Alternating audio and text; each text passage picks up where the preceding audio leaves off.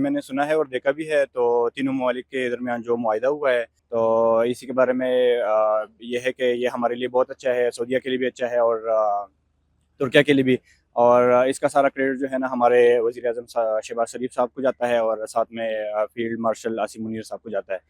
और ये तीनों ममालिक मुआहिदे के बाद इतने मजबूत होंगे कि कोई दुश्मन ममालिक सोच भी नहीं सकता। भाईजान, बात इस तरह है, जो अभी मुआहिदा कल ये हुआ है ना पाकिस्तान, तुर्की और सऊदी अरब के दरमियान, तो इसमें सबसे पहले ये जो क्रेडिट है ये गवर्नमेंट ऑफ पाकिस्तान को जाता है।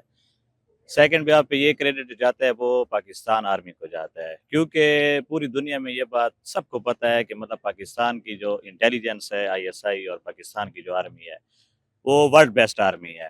तो इस हिसाब से दूसरे नंबर पे जो सऊदी है, सऊदीया फाइनेंशियली, सऊदीया के पास फाइनेंशियल सपोर्ट बहुत ज़्यादा है।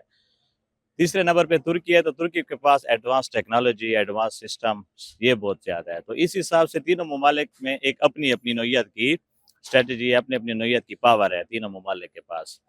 तो इस हिसाब से अभी अगर कोई भी इन तीनों ममालिक के अगेंस्ट कोई भी स्टेप लेना चाहता है या सोचना चाहता है कोई भी ममालिक, तो उनको ये बात पहले सोचनी होगी कि इन तीनों ममालिक के साथ हम नहीं डिफेंड कर सकते, ना इनके साथ हम लड़ सकते हैं, क्योंकि तीनों ममालिक के पास माशाल्लाह हर हिसाब से पावर भी है, हर चीज़ है ना, स्ट्रैटेजी भी है, हिकमत अमली भी इनके पास है, हर चीज़ अच्छी है।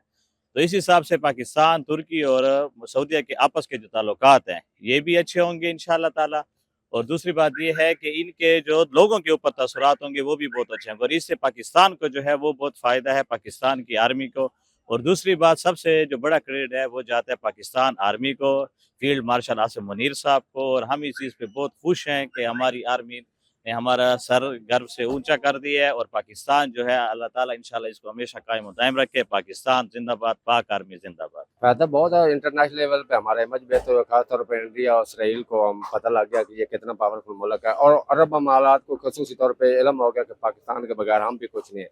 चाहे वो अरब अमारात हो, चाहे कुवैत हो, चाहे वो सऊदी हो, उनको भी पता है कि पाकिस्तान एक गरीब मुल्क है, पैसा नहीं है, लेकिन उसके पास पावर है, और पावर हम दुनिया को अपनी शो करा रहे हैं। इसमें पहले भी तुर्की ने हमारा, जब इंडिया के साथ जंग हुई, तुर्की ने हमारा भरपूर साथ दिया, इसमें कोई शक नहीं। तुर्की हमारा भाई है, एक होता है ना दोस्त, वो दोस्त नहीं, हमारा भाई है।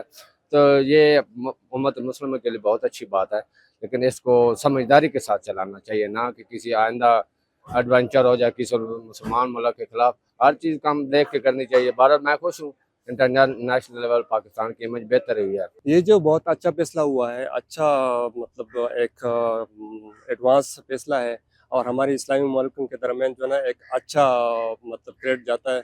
इसका क्रेडिट, सारा क्रेडिट जो है हमारा फील्ड मार्शल जो है ना आसिम मुनीर साहब के को जाता है।